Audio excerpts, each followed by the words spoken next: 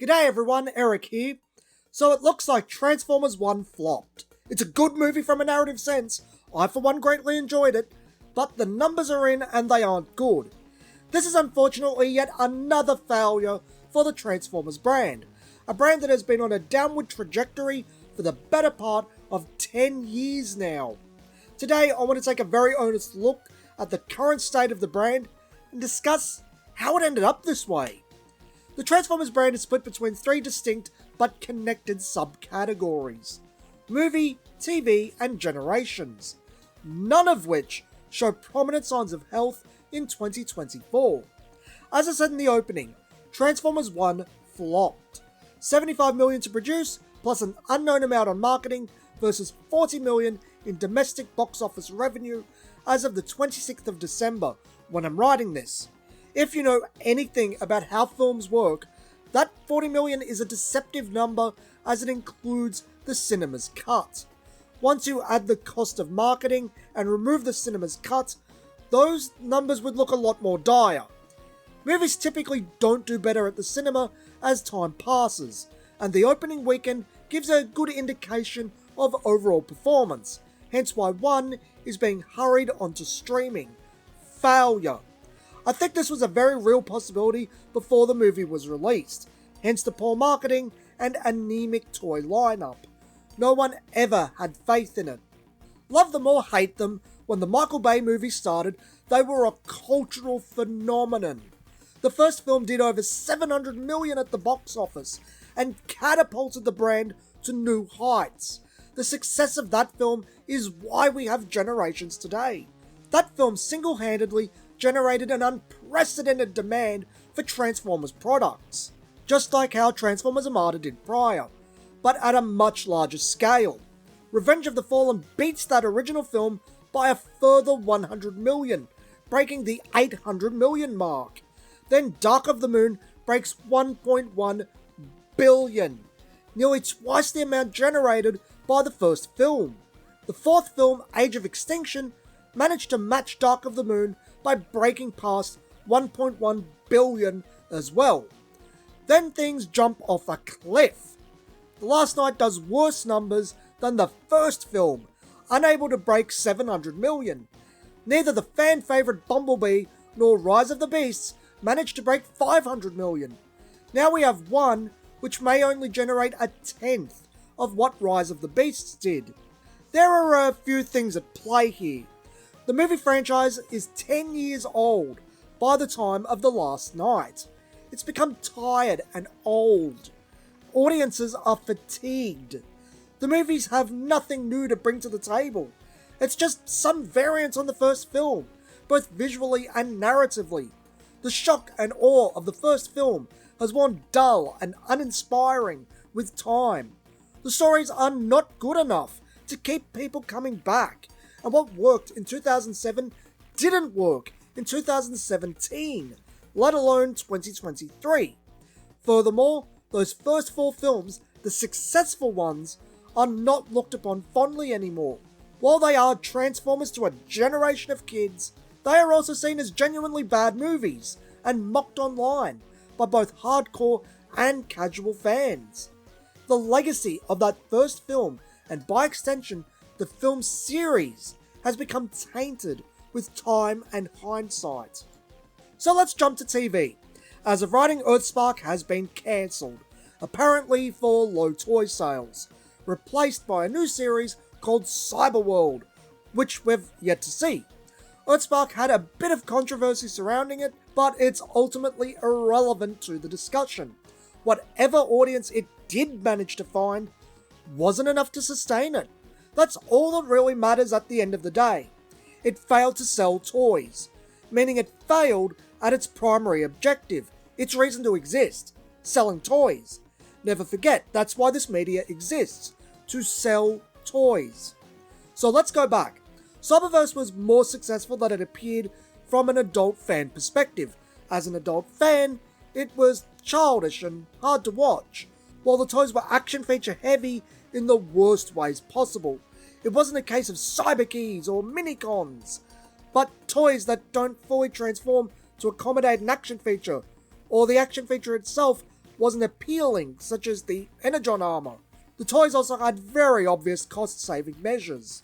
That said, the line did have quite a considerable amount of toys, including rather large ones, across a wide variety of assortments. There was a lot of product per year, and a considerable amount of new tooling involved. The show lasted over 3 years, and 62 episodes, then finished off with what is essentially a movie broken up into 2 parts. If you put your business hat on and take a serious look at Cyberverse, it was successful. Yes, there is still some straggling product around to this day, 3 years after those 2 40-minute episodes, and 4 years after the show's final normal-length episode, but the volume of product, with new tooling, and volume of content, tells a story in and of itself. There was money behind it, and that can only be warranted if the line was generating revenue. While adult fans were distracted by the War for Cybertron trilogy, Cyberverse was there, doing its own thing, and apparently doing a decent enough job at it. What is notable, however, is just how prominent Generations was on the shelves at the time. It was both given more shelf space and experiencing higher product velocity. The legacy toy line, appealing to established adult fans, was in the process of becoming the brand's biggest seller. So let's talk about Generations. Generations has an interesting history, being the rebranding of Universe 2.0 and starting life as the original Gamer Edition. Generations has morphed into whatever the brand needed at the time.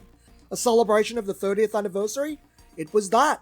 A playground to bring back Scramble City and Headmasters? It was that too. Then a redux of G1 in War for Cybertron. It's also been a dumping ground for movie toys that otherwise would have been the premier toys of the main line. Now Generations is just a catch-all line for remaking toys from the past 40 years. A hodgepodge of whatever designs the team wants to revisit. Generations is in such a weird position today. Product has clearly been scaled back. Modern toys are not being produced in the numbers they were prior to the legacy branding, and Hasbro is filling up waves with straight repacks in addition to the usual retools and redecos, saving resources.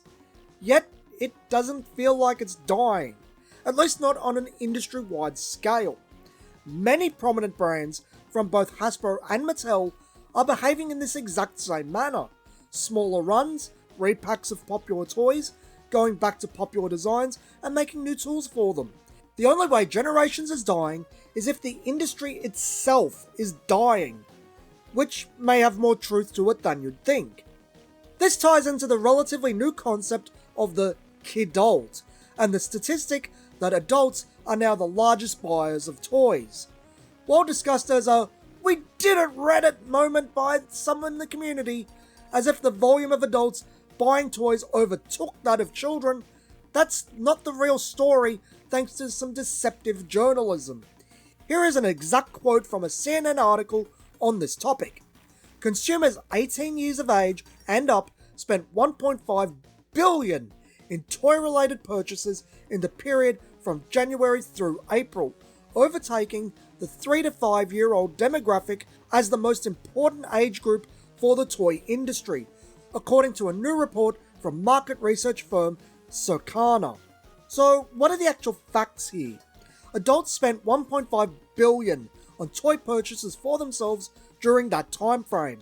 3 to 5 used to be the most important age bracket. What's not being said here is how much that 3 to 5 age bracket used to have spent on them, and whether that number has receded. Likewise, what is the same data set for kids around 10? What are the trends with those 3 demographics over the last 25 years or so? Or to cut to the chase, did adults grow as a demographic, or did kids recede so much that adults became the largest demographic? As I said, it's deceptive journalism to paint a narrative that all is well and good, and adult collectors can feel vindicated in their lifestyle as it's becoming normalized. But what's not being said is concerning.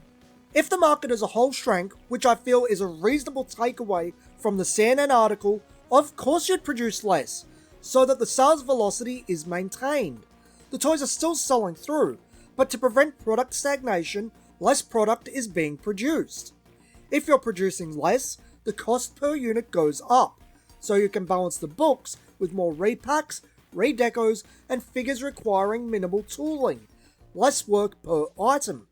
It makes so much sense that these brands just aren't attracting kids, and with that loss of sales, it needs to be made up somewhere. You can take some solace in the fact adult collectors can keep these brands afloat, but for how long? Adult collectors live in the past, and typically dislike new interpretations of their beloved brands. Eventually they'll be satisfied with what they have and stop buying. Then the brand dies. This is precisely why perfect representations can never be produced. It's not within the best interests of the company. So let's circle back to the main topic of Transformers. There is a running theme throughout all three facets of Transformers. It's stuck in the past. The movie aesthetic is 17 years old now. It's tired, uninspiring, and boring. We've been there, done that, and hindsight has shown these films never had quality stories. They're all spectacle over substance. The audience is tired and either wants something different or sees the brand as undesirable. While the fandom came around to Transformers 1 with the second trailer, it too is still the same tired and old Transformers. It offers nothing new. One's designs are literally variants of recent products. Prime and Megatron are directly inspired by Siege, Bumblebee by Gamer Edition, and Elita 1 by Studio Series Bumblebee Movie RC. It's G1, it's Prime, it's to a lesser degree animated and beast machines with no real identity of its own. It has nothing new to offer. Earthspark is close to being G1 aesthetically, as with Cyberverse, as they both draw from the evergreen designs.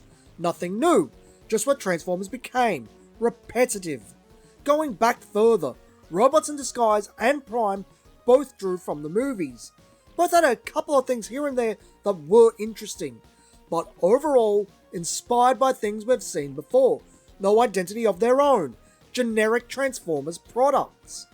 Then you have Generations. Generations is quite literally the past, remaking toys from 20, 30, even 40 years ago. Generations, despite being the product moving the best sums up everything wrong with the brand.